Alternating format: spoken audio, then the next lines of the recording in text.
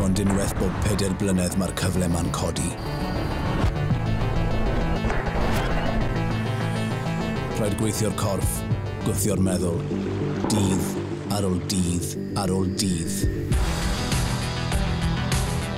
A phan does dim byd ar ôl, a phob cell yn eich corff chi'n gwyno. Mynd yn bellach. Mynd yn gynt. Cryfhau.